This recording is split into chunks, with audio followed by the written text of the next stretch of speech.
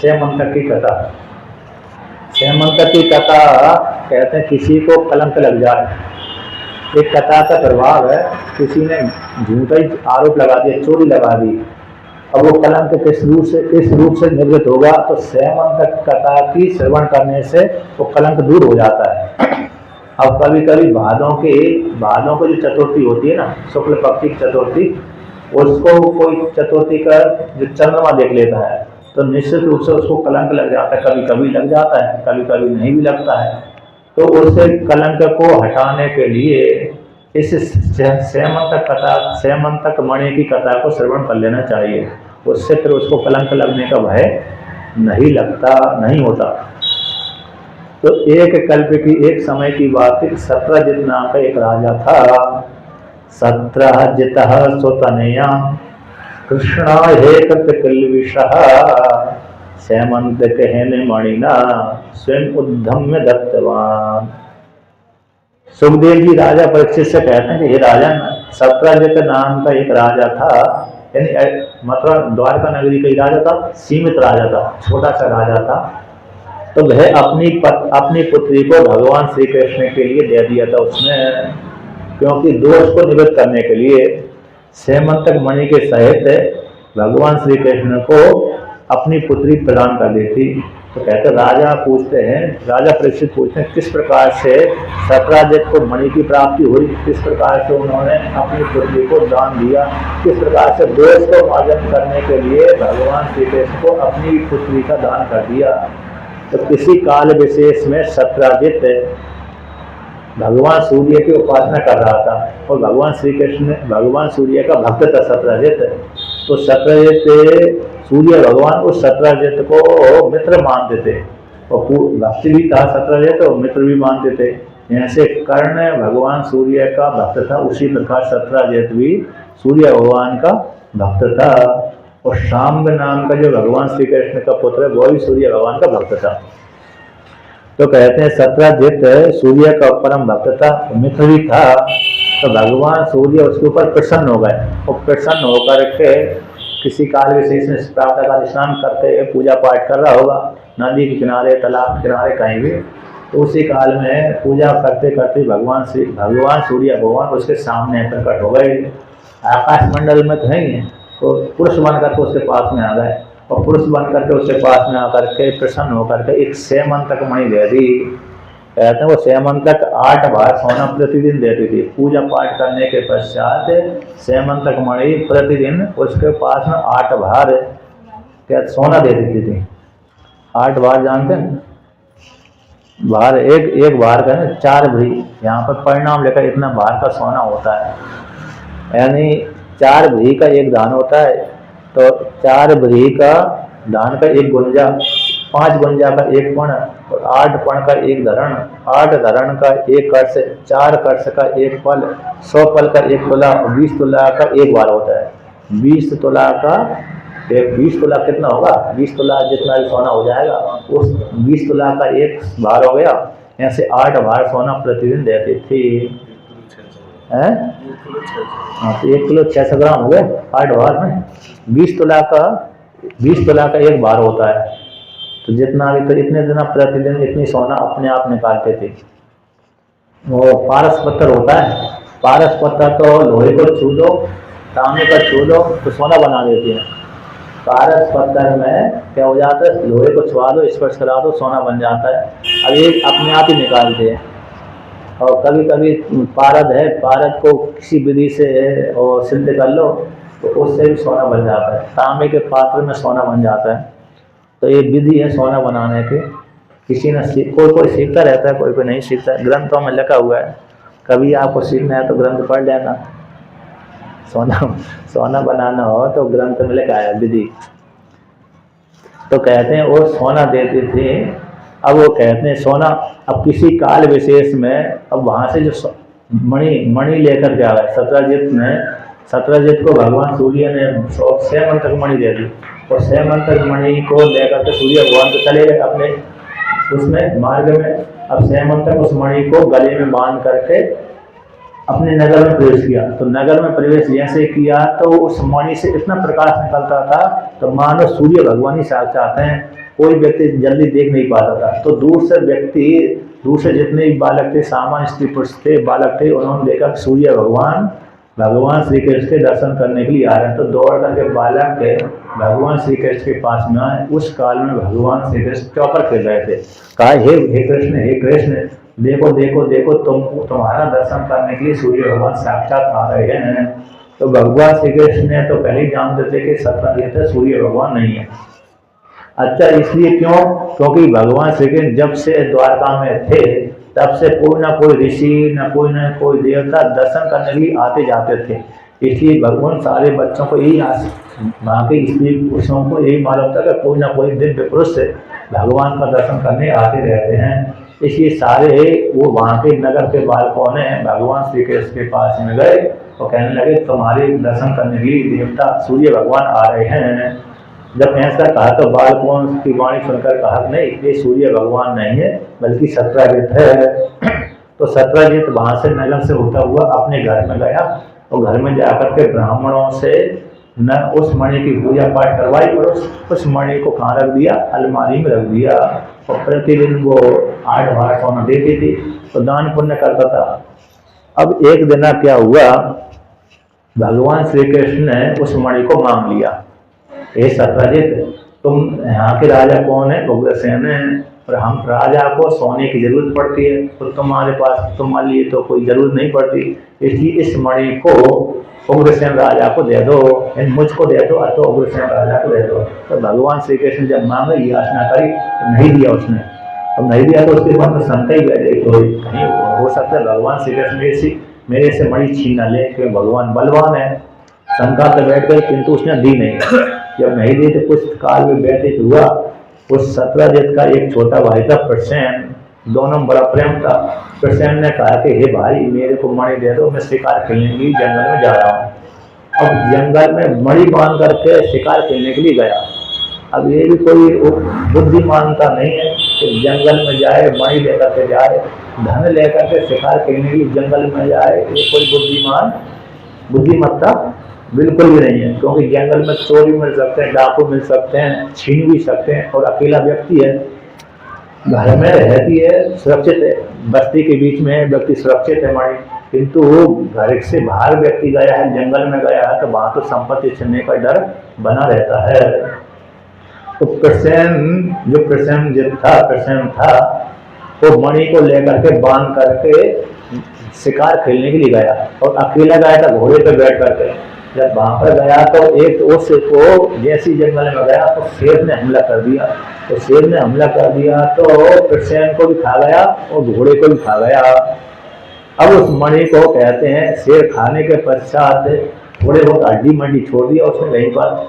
अब उसके पश्चात उस मणि को शेर ने ले लिया। अब शेर भी मणि को लेकर क्या करे, समझ में नहीं आती। शेर ने और मणि को ले लिया उसको, और मणि को ले जाकर कहीं जाना होगा। रास्ते में रीछ मिल गया, जामवंत जी मिल गए। जामवंत जी ने देखा कि मणि शेर लेकर जा रहा है, दोनों में युद्ध हुआ। तो जामवंत जी ने शेर को मार दिया।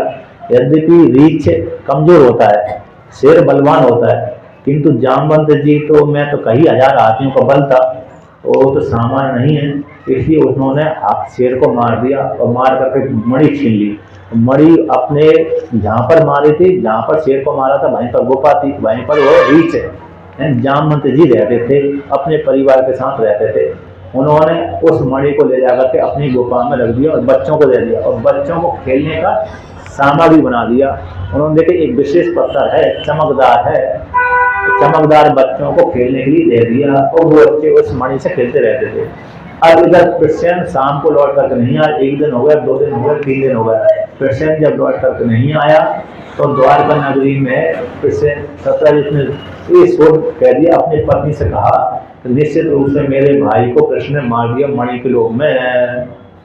जब ऐसा अपनी पत्नी से कहा, पत्नी ने दूसरी पड़ोसन स्त्रियों से कहा, दूसरी पड़ोसन ने तीसरी पड़ोसन से कह दिया, एक एक कान में बोल दिया, दूसरे तो करने एक कान से दूसरे में गया, दूसरे तीसरे में, तो पूरे नगर में फैल गया। ये पूरे नगर में जब फैल गई वाणी तो भगवान श्री कृष्ण के कान में पहुंच गई। तो भगवान श्री कृष्ण ने कहा, ये तो झूठा ही कलंक मेरे ऊपर लग गया, जबकि मैंने तो मारा ही नहीं, तो मेरे ऊपर झूठा आरोप लग गया। अब निश्चित रूप से अब बलराम जी को शंका हो गई, बलराम जी को अन्य लोगों को शंका हो गई, हो सकता है और इन्होंने मणि छुपाई और मार दिया और क्या भरोसा, और छुपा कर रख लिया और सोने के चक्कर में। तो भगवान श्री कृष्ण ने कुछ योद्धाओं को साथ लेकर के शिकार, जिधर शिकार खेलने के लिए प्रसन्न गया, उसी जगह गया। अब गया तो फिर यहाँ पर पहले चरण चिन्ह जान देते, एक चरण यहाँ पर पड़े हैं, एक चरण यहाँ पर, तो चरण को लेकर देखते देखते खोजते खोजते गए, तो देखा कि एक घोड़ा पड़ा हुआ मरा हुआ। तो मरा हुआ घोड़े को देखने के पश्चात देखा कि यहाँ पर कुछ मनुष्य के हाथ पैर भी, पैर के चिन्ह है, घोड़े के भी, और शेर के चिन्ह है। तो शेर को देख करके घोड़ा का यही मरा पड़ा और कुछ खा लिया। इसके पश्चात शेर के चिन्ह देखते देखते उधर गए, तो शेर के चिन्ह जहाँ पर देखे वहां एक जगह शेर मरा हुआ ही पड़ा था। अब वहां से शेर और भालू के दोनों के चिन्ह थे। उस चिन्ह को देख करके देखा कि भालू का चिन्ह इस गुफा के भीतर गया है। अब इसके पश्चात भगवान श्री कृष्ण देखे गुफा के भीतर जाना पड़ेगी। तो जितने भी नगर के साथ जितने भी योद्धा गए थे भगवान श्री कृष्ण के साथ 8-10 जने, उनसे कहा तुम नगर इस गुफा के दरवाजे पर रहो, बैठ प्रतीक्षा करो, मैं इसके अंदर जाता हूँ, देखता हूँ। तो भगवान श्री कृष्ण तो घोड़े से उतर करके उस गुफा के भीतर प्रवेश कर गए। अब गुफा भी छोटी मोटी थी नहीं, बहुत लंबी चौड़ी थी, क्योंकि वहाँ अंधकार भी था और कहीं 1-2 किलोमीटर की लंबी चौड़ी थी गुफा, सामान्य गुफा। यद्यपि उधर पहाड़ भी हैं, छोटे मोटे पहाड़ नहीं, बड़े पहाड़ हैं। राजस्थान में, गुजरात में पहाड़ भी लंबे चौड़े हैं, कहीं कहीं है, कहीं कहीं नहीं है। तो 1-2 किलोमीटर लंबी गुफा थी, उसमें प्रवेश कर गए। और प्रवेश करने के पश्चात वहां पर देखा कि मणि बाल, उस मणि को तो बालक खेल रहे हैं, जो सोना देने वाली मणि है उसको बालक खिलौना समझ कर खेल रहे हैं। तो भगवान श्री कृष्ण ने उस मणि को उठाना चाहा, तो जैसे ही बालकों के पास में से उठाना चाहा, उसी समय उनकी जो धाई है, बालक रोने लगे, चिल्लाने लगे। और धाय यानी स्त्री, जो दूध पिलाने वाले को धाय बोलते हैं, तो चिल्लाने लगी। तो जो रीछ था यानी जामवंत जी थे, पास में होंगे, तो आवाज सुन करके दौड़ करके आए, कहीं मेरे बच्चों के ऊपर किसी ने जाओ हमला तो नहीं कर दिया। तो ऐसा सुन करके जब दौड़ करके आए तो देखा कि एक नया अजनी अनजाने व्यक्ति मेरी गुफा में आया है। तो पहले से पूछा कौन है, तो दोनों जब हमला कर, फिर बाद में पुनः रीछ ने हमला कर दिया, जामवंत जी ने हमला कर दिया। तो हमला करते करते भगवान ने मणि तो नहीं उठाए, किंतु युद्ध ही करने लगे। तो युद्ध करते करते करते दिन रात, सुबह से लेकर शाम तक, शाम से लेकर रात तक, रात से लेकर सुबह तक, 28 दिनों तक युद्ध चलता रहा, दिन रात। न कोई हारा न कोई जीता। अब इधर 12 दिनों तक, 12 दिनों तक तो जो द्वारका नगरी के व्यक्ति थे, और 12 दिनों तक तो यहाँ पर प्रतीक्षा करते रहे। वो तो वो समझ लीजिए, जब 12 दिनों के बाद नहीं निकले भगवान श्री बोलिए मर गए कृष्ण भगवान, क्योंकि इतने दिनों के बाद नहीं निकले तो निश्चित रूप से शंका हो जाती है। तो वहां पर द्वारका नगरी में जाकर के बोल दिया कि भगवान श्री कृष्ण गुफा में गए थे, उसी में जाकर मर गए। इसके पश्चात सभी व्यक्ति दुखी हो गए, और दुखी होकर के सत्यजित को पूछने लगे। इसी सत्यजित ने ही भगवान हमारे स्वामी कृष्ण को मारा है, सारे गाली देने लगे। सत्यजित को बड़ा कष्ट हुआ। भगवान श्री कृष्ण ने तो छुपाया नहीं, चोरी नहीं करी, लेकिन दूसरे नहीं, अरे शेर ने उसको, मेरे भाई को मार दिया और मैंने झूठा ही आरोप लगा दिया। अब इसके पश्चात युद्ध करते करते रुक्मणी को मालूम पड़ा, वो भी दुखी हो गई। कृष्ण भगवान देवकी वसुदेव भी दुखी हो गए। तो वसुदेव जी ने और देवकी ने नवरात्रि व्रत किया था उस काल में। और नवरात्रि ही जब व्रत किया तो देवी की कृपा से भगवान श्री कृष्ण 28 दिन सकुशल आ गए थे। अर्थात जिस दिन मालूम पड़ा था कि मर गए कृष्ण, उसी दिन से ही नवरात्रि व्रत का आयोजन किया। और जब नवमी का दिन समाप्त हो गया, उसी काल में भगवान श्री कृष्ण पत्नी को लेकर के आ गए थे। तो इधर क्या हुआ, युद्ध करते करते इधर तो नवरात्रि पूरी हुई, तो इधर युद्ध कर रहे थे सुबह से लेकर शाम, शाम से लेकर सुबह तक। इन सुस्ताते नहीं थे, ना ये जामवंत जी हारते थे, ना ही भगवान श्री कृष्ण हारते थे। युद्ध करते करते फिर जामवंत जी का ही क्या हुआ, बल क्षीण होने लगा। इसके पश्चात भगवान श्री कृष्ण ने एक जोर से घूंसा मारा, और घूंसा मार पहले तो झाड़ियों से हुआ, पत्थरों से युद्ध हुआ और लकड़ियों से युद्ध हुआ। इसके पश्चात कुश्ती युद्ध हुआ, मल्ल युद्ध हुआ। तो मल्ल में भगवान श्री कृष्ण ने 28 दिन इतने जोर से मारा कि उसके तारे, मतलब पूर्व की स्मृति जागृत हो गई, अर्थात उसके प्राण पकड़ उड़ने लगे। प्राण तो नहीं निकले, लेकिन उसको मुँह से सी आने लगी। फिर उसने समझ लिया कि कोई सामान्य योद्धा तो है ही नहीं है, निश्चय रूप से जैसे जोर से घूसा मारा तो उसको राम जी की याद आ गई। तो राम जी की याद आ गई तो उसने किसी काल विशेष में रामादल में ही त्रेता युग में ही बोला था कि महाराज रावण से युद्ध करते करते करते मेरी अपेक्षा पूरी नहीं हुई है, मेरे को और युद्ध के अवसर प्रदान करें। तो भगवान श्री कृष्ण ने, भगवान राम जी ने उसको वरदान दिया था, द्वापर युग में तुम्हारी इच्छा मैं पूरी करूंगा। तो फिर बाद में वो स्मृति जागृत हो गई थी, ये तो मेरे भगवान प्रभु श्री राम ही है। जब श्री राम समझ लिया तो फिर बाद में युद्ध करना बंद कर लिया और कहा कि महाराज आप कैसे आना हुआ, किस कारण से यहाँ मेरी गुफा में आए, आप निश्चित रूप से भगवान मेरे प्रभु श्री राम ही है। जब ऐसा कहा तो भगवान श्री कृष्ण समझ गए हाँ मैं तुम्हारा प्रभु श्री राम हूँ। अभी वर्तमान काल में वसुदेव जी के घर में मैं पैदा हुआ हूँ, वो कृष्ण मेरा नाम है, मेरे ऊपर झूठा ही कलंक लग गया है मणि का, इस मणि को लेने के लिए मैं आया हूँ, इसलिए इस मणि को मेरे को दे दो।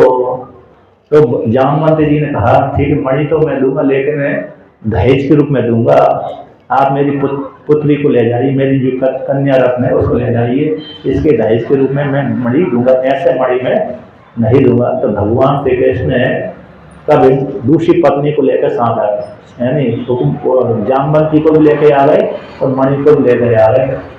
और वहाँ पर मणि को लेकर के भगवान श्री कृष्ण सभा में गए, उस सभा में जाकर के सत्यजित को बुलाया और सत्यजित से कहा कि देखो भाई, मैंने तुम्हारे भाई को नहीं मारा और ना ही मणि को मैंने चोरी करी, तुम्हारे भाई को शेर ने मारा, शेर को जामवंत जी ने मारा और जामवंत जी से मैं लेकर के मणि आया हूँ, तो ये मणि आप रखिए।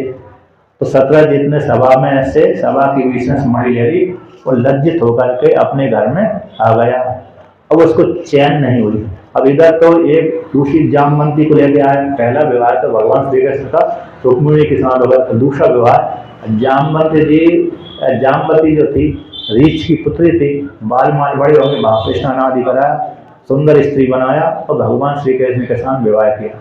यद्यपि जो जामवती थी बड़ी सुंदर थी, उसका जो पुत्र है भगवान श्री कृष्ण के जितने भी पुत्र हुए उनमें से सबसे सुंदर पुत्र जामवती का पुत्र ही था। तो यहाँ पर वर्णन करते हैं कि जामवती के साथ दूसरा विवाह हुआ भगवान श्री कृष्ण का। अब जो सत्यजित था उसको वो शंका हो गई, मैंने बड़े लोगों के साथ विरोध कर लिया है, निश्चित रूप से कभी ना कभी मेरी हानि करेंगे, बदला चुकाएंगे, किस प्रकार से, और दूसरे व्यक्ति मेरी निंदा करते रहते हैं कि ये पाप की पापात्मा है, हमारे प्रभु को, हमारे भगवान को इसने मरवा दिया था, झूठा दोष लगाया है। अब किस प्रकार से दूसरे व्यक्ति मेरी निंदा न करें और भगवान श्री कृष्ण मेरे ऊपर प्रसन्न हो जाए। तो विचार करने लगा तो किस प्रकार से मेरे पाप का प्रायश्चित हो और भगवान के साथ विरोध भी न हो, तो दूसरे व्यक्ति मेरा ऊपर दोष लगाना बंद कर दें। तो चारों तरफ सोच साझ कर उसने कहा मैं अपनी पुत्री का विवाह भगवान श्री कृष्ण के साथ कर लूंगा और दहेज के रूप में मणि भी दे दूंगा, तो कोई भी व्यक्ति फिर मैं भगवान श्री कृष्ण का रिश्तेदार हो जाऊंगा, कोई भी फिर मेरे दोष ऊपर दोष नहीं लगाएगा। ऐसा जान करके भगवान श्री कृष्ण को अपनी पुत्री का विवाह कर दिया सत्यभामा के साथ। वो सत्यभामा के साथ जब विवाह कर दिया तो फिर भगवान ने भी उसको ग्रहण कर लिया। तीसरी पत्नी जो उनकी भगवान श्री कृष्ण की सत्यभामा हो गई। किंतु भगवान श्री कृष्ण ने कहा कि हे सत्यजित, इस मणि को तो मैं नहीं लूंगा, दहेज के रूप में भगवान श्री कृष्ण को मणि दी थी, किंतु भगवान ने कहा हे सत्यजित, तुम भगवान सूर्य के भक्त हो और तुमको ये मणि प्राप्त हुई, इस मणि को मैं नहीं लूंगा, बल्कि मणि से निकलने वाला जो धन है वो हमें देते रहिए। मणि की तो रखी पास में, लेकिन मणि से निकलने वाला जो धन है क्या करते रहिए, वो हमको देते रहिए। यानी पशु आप पालिए, दूध हमको देते रहिए। पशु को खिलाने में पिलाने में तो आप मेहनत करना जो भी करना, लेकिन दूध जो मिले हमको देते रहिए। तो भगवान ने ऐसे किया कि मणि की रक्षा हम नहीं कर पाएंगे, हम तो इधर चले जाते हैं उधर चले जाते हैं, इसी मणि आपके पास में रहे, किंतु मणि से निकलने वाला जो धन है वो हमको देते रहिए। तो मणि तो सत्यजित के पास में रही और सत्यजित बाद में धन देता रहता होगा। इसके पश्चात कहते हैं भगवान श्री कृष्ण वहां से चलने के पश्चात तीसरा विवाह रुक्मिणी के साथ हो गया और इसको सुनने से एक सेमन तक कथा की और तीसरे विवाह की पूरी हो गई। इसके पश्चात यहाँ पर वर्णन करते हैं इसी के काल में कहते हैं किसी विशेष में भगवान श्री कृष्ण को मालूम पड़ गया था कि हस्तिनापुर नगरी में पांचों पांडव जल करके मर गए हैं। यद्यपि हस्तिनापुर में सारे व्यक्तियों ने मान लिया था कि पांचों पांडव कुंती वहां पर जलकर लाक्षा गृह में जल करके मर गए, किंतु भगवान को तो भगवान को मालूम था कि अरे पांचों पांडव नहीं मरे, कुंती भी नहीं मरी, पांचों पांडव भी सुरक्षित हैं।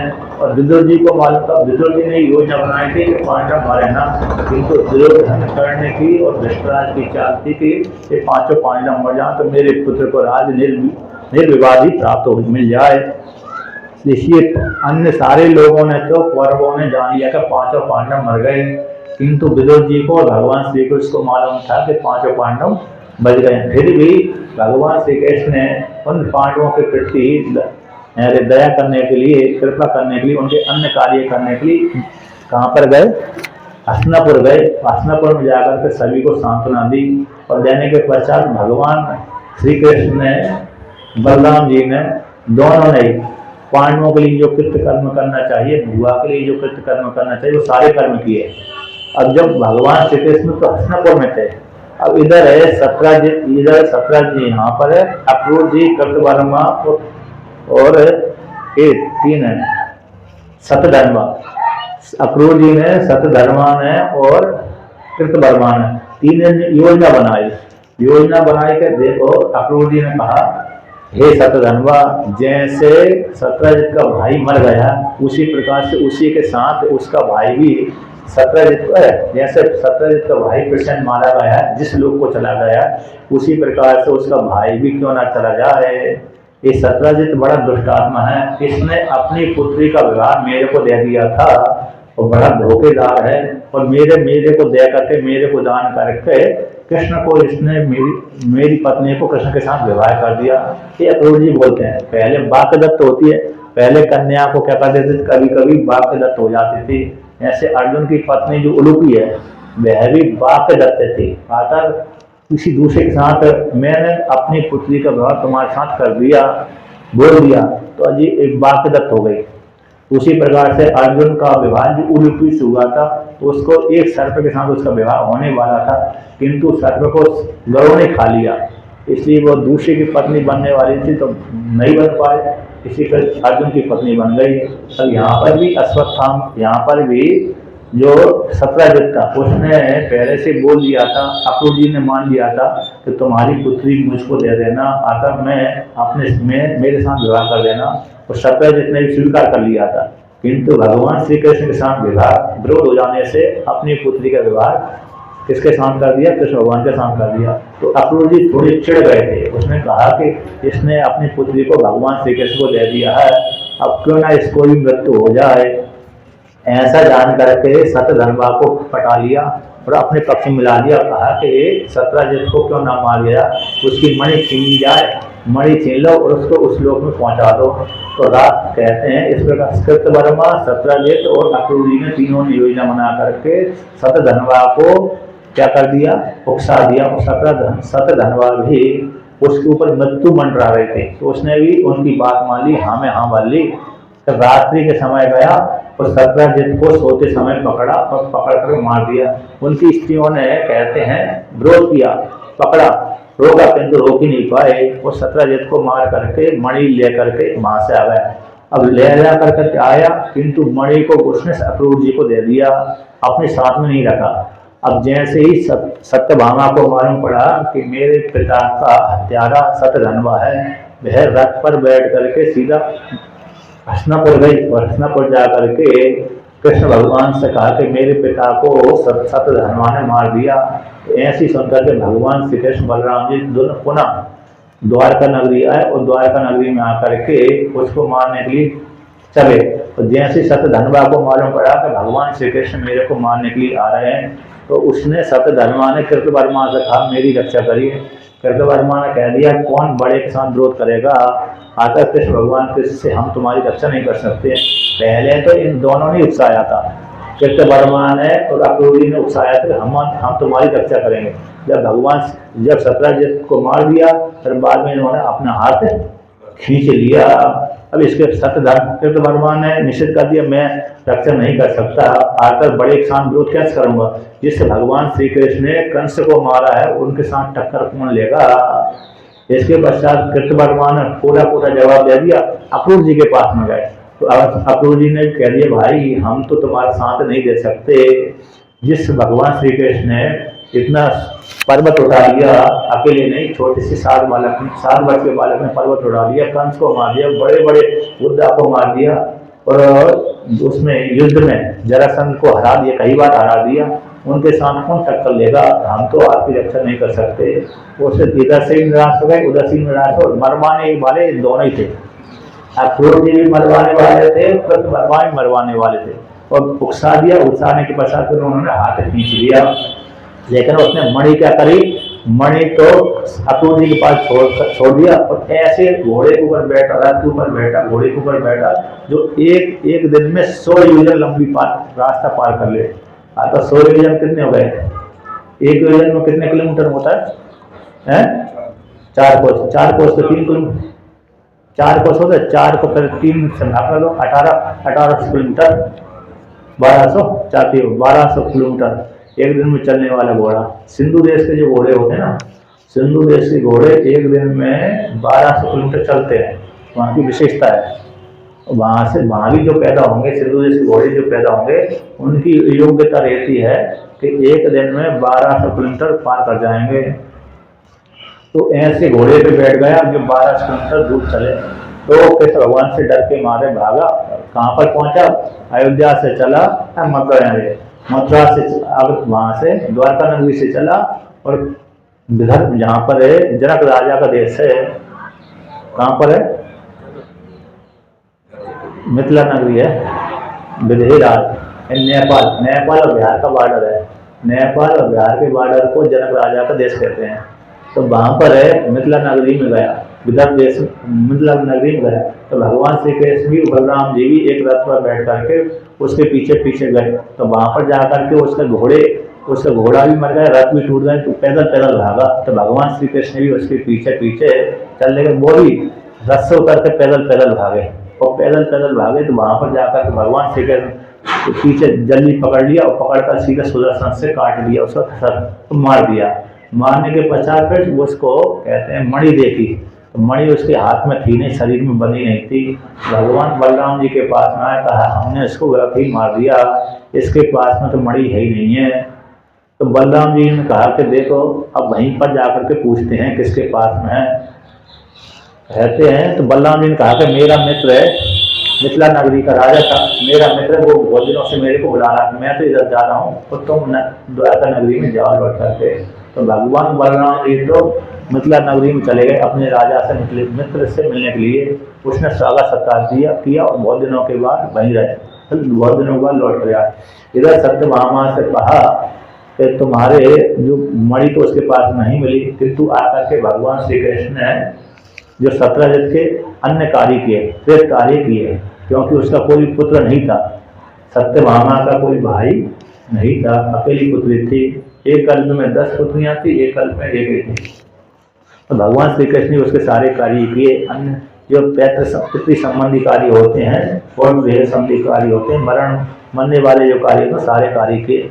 इसके पश्चात फिर बाद में अक्रूर जी से पूछा, हे अक्रूर जी, हमको मालूम है कि निश्चित रूप से आपके पास में ही मणि होगी, किंतु जब सतधर्मा मर गया तो अक्रूर जी को मालूम पड़ गया था कि भगवान श्री कृष्ण निश्चित रूप से हमको मारेंगे।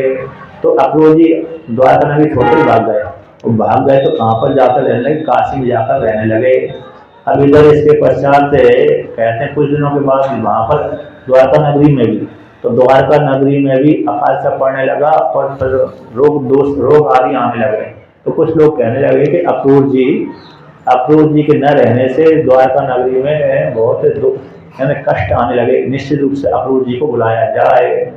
तो वहां पर अक्रूर जी काशी नगरी में जाकर के बहुत से दान पुण्य कर देते। भगवान को तो मालूम था कि इन्हीं के पास में मणि है, फिर भी अक्रूर जी को उन्होंने सीधा सीधा नहीं बोला कि तुम्हारे पास मणि है, फिर भी कहा कि अक्रूर जी को काशी से बुलवाया, और बुलवा कर कहा, हे अक्रूर जी, हमको निश्चित रूप से मालूम है कि सत धनवान है, आपको मणि देखे गए, क्योंकि आप इतने दान पुण्य कर रहे हो, तो बिना मणि के, बिना धन प्राप्त हुए आप इतना दान पुण्य कैसे कर सकते हैं? निश्चित रूप से आप ही के पास मणि है, बता दीजिए।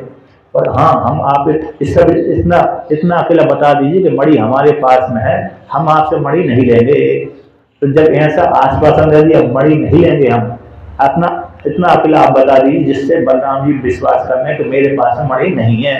नहीं तो बलराम जी को मेरे ऊपर शक है, एक कृष्ण ने मणि छुपा कर रख लिया और झूठा ही दूसरे के ऊपर आरोप लगा दिया। इसलिए बलराम जी के सामने तो मणि उजागर कर दीजिए, सभा के बीच में जाकर के मणि को उजागर कर दीजिए कि मणि मेरे पास में, कृष्ण के पास में नहीं है, तो मणि आप ही के पास में रहे, हमको उससे कोई लेन देन नहीं है। तो अक्रूर जी ने दिखा दिया, अपने पास में रखते थे ये मणि है। तो फिर सभा में जाकर के सभी के सामने बता दिया कि मणि मेरे पास में, सत धनवा मेरे को देकर चला गया था। फिर भगवान श्री कृष्ण मणि उन्हीं को दे दिया, अक्रूर जी को दे दिया। अच्छा, इसमें एक विशेषता है, अक्रूर जी को पहले भगवान श्री कृष्ण ने विष्णु का रूप दर्शन कराया था। विष्णु का रूप दर्शन कराने के पश्चात भी बल शेषनाग का दर्शन कराया, विष्णु का रूप दर्शन कराया, फिर भी भगवान के दर्शन करने के पश्चात भी लोगों की बुद्धि जागृत हो गई। लोगों की बुद्धि कैसी हो गई? जागृत हो गई। तो बड़ा है, तो पूर्व में जो संस्कार होते हैं बड़ी मुश्किल से छूटते हैं। यदि भी भगवान के भक्त हैं, भगवान के भक्त हो जाने पर भी भगवान से क्या कर लिया था? पक्षपात कर लिया था, क्योंकि लोग बुद्धि भी आ गई उनमें, तो भगवान से डर भी गए थे। इस प्रकार से तो एक कैसी हो गई? इस सेमंतक की कथा का वर्णन किया। तो सेमंतक मणि की कथा को जो सुनता है, तो जिसके ऊपर दोष लगा हुआ है वो दोष की निवृत्ति हो जाती है। इसके पढ़ने से, सुनने से, सुनाने से अपकीर्ति का नाश हो जाता है, पापों से छुटकारा होता है, इसका फल है। अब भगवान श्री कृष्ण का अन्य विवाह का वर्णन करते हैं।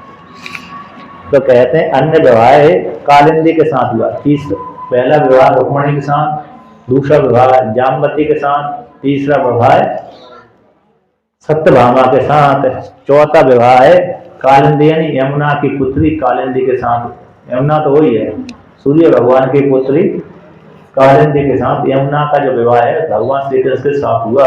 ये चौथा विवाह हुआ। यमुना जी सत्ययुग में पैदा हुई थी, भगवान विष्णु को पति रूप से वरण करने की साधना करती थी, किंतु भगवान श्री कृष्ण जब आए, कहते हैं भगवान श्री कृष्ण इंद्रप्रस्थ में बैठे हुए थे, वहां पर शिकार खेलने के लिए गए, तो शिकार खेलते खेलते थक गए, तो यमुना किनारे उन्होंने जल पिया, तो वहां पर एक स्त्री उनको बैठी हुई देखी। तो अर्जुन ने पूछा कि ये स्त्री तुम कौन हो, क्या चाहती हो? तो उसने कहा कि मैं सूर्य की पुत्री हूँ और सूर्य देवता ने मेरे को इस यमुना नदी के भीतर एक महल बना कर दिया, उसी में मैं रहती हूँ और मेरी इच्छा है कि मैं भगवान विष्णु को पति रूप से वरण करूँ, उसको अलावा किसी दूसरे पुरुष को मैं वरण करना नहीं चाहती। तो जब इस प्रकार से अर्जुन से बोला, तो अर्जुन ने भगवान श्री कृष्ण का, तो भगवान श्री कृष्ण ने कहा कि ठीक है, उसको हमारे पास ले आइए। तो भगवान श्री कृष्ण के रथ में बैठ करके वह कालिंदी को, यमुना को इंद्रप्रस्थ में ले गए, फिर बाद में वहां पर द्वारका में ले जाकर के उसके साथ विवाह किया। तो चौथा विवाह भगवान श्री कृष्ण का सूर्य की पुत्री के साथ हुआ। छठा विवाह मित्र बिंदा के साथ हुआ। ये भगवान श्री कृष्ण की बुआ की लड़की थी। यदि भी ये दोष है यहाँ पर, श्रुति उसके साथ स्मृति के अनुसार ये दोष का वाचक होता है, लेकिन भगवान के साथ ये अपवाद है। मामा की लड़की और बुआ का लड़का में विवाह नहीं होता। मामा की लड़की हो तो बुआ का लड़का हो तो उसमें भी विवाह नहीं होता, ये दोष का हेतु होता है। और बुआ की लड़की हो, मामा का लड़का हो, इसमें भी विवाह नहीं होता, तो और ज्यादा दोष का वाचक होता है। बहन भाई होते हैं, मामा की लड़की बुआ की लड़का तो बहन भाई होते हैं। उसी प्रकार दोनों आपस में, तो बुआ का लड़का हो, मामा की लड़की हो, ये विवाह नहीं होता। लेकिन दक्षिण भारत में चलता है, दक्षिण भारत में ये परंपरा है अभी भी कि मामा की लड़की हो, बुआ का लड़का तो आपस में विवाह करते हैं। तो लेकिन उत्तर भारत में नहीं है। तो मनुस्मृति में निषेध किया है, तो मनुस्मृति में कहा कि मामा की लड़की और बुआ बहन का भाई की लड़की और बहन की लड़के के साथ विवाह ना हो, यदि करते हैं तो इसको छोड़कर प्रायश्चित करें। किंतु यहाँ पर भगवान श्री कृष्ण ने ऐसे कर्म किए, ऐसे विवाह किए थे, एक जो बुआ की लड़की थी उसके साथ विवाह किया, 2 बुआ की लड़की के साथ विवाह किया है भगवान श्री कृष्ण ने। और मामा की लड़की और बुआ का लड़का, अर्जुन का और सुभद्रा का विवाह भी ऐसे हुआ है। एक भाई की लड़की है, भाई बहन की लड़का है, और मामा है भाई की लड़की है, इसके साथ विवाह हुआ। अर्जुन का और सुभद्रा का इसी प्रकार से हुआ है। लेकिन मनुस्मृति में निषेध दिया है, मनुस्मृति में इसका खंडन किया है, और दक्षिण भारत में अभी भी चलता है। अब पांचवा विवाह मित्रविंदा के साथ हुआ, छठा विवाह सत्या के साथ हुआ। कहते हैं एक यहाँ पर कौशल देश के राजा की पुत्री थी, इसमें शर्त रखी थी जो कोई भी 7 साणों, उनके पास नंदी थे, बैल थे, वृषभ थे, उसको एक साथ जो नाथ देगा उसी के साथ मैं अपनी पुत्री का विवाह करूंगा। नाम ने जीती थी। किंतु जितने भी राजकुमार आते थे, राजा आते थे, कोई भी एक साथ उन 7 बैलों को नाथ नहीं पाता था। बहुत से घायल हो जाते, चोटिल हो जाते थे और दुखी होकर के चले जाते थे। भगवान श्री कृष्ण को पता पड़ा तो बहुत डूब गए। तो भगवान श्री कृष्ण योग से संपन्न थे, एक साथ 7 रूप धारण कर लिए, एक साथ 7 रूप धारण करके एक साथ नाथ दिए। तो भगवान श्री कृष्ण का मित्र इसके साथ है, सत्या के साथ है, नागनेजिति के साथ विवाह हो गया। छठा विवाह हुआ तो कहते हैं 7वां विवाह कैके देश के राजकुमारी के साथ हुआ। ये भी उनकी भगवान श्री कृष्ण की बुआ की पुत्री थी। इनके कहते हैं मामा ने, बुआ के पुत्रों ने ही अपनी बहन का विवाह श्री कृष्ण के साथ किया। और 8वां विवाह कहते हैं मध्य देश के राजा की कन्या लक्ष्मण थी, उसके साथ विवाह हुआ। ये भगवान श्री कृष्ण के 8 प्रधान विवाह हुए। अब लंबे 16,100 विवाह का वर्णन आता है।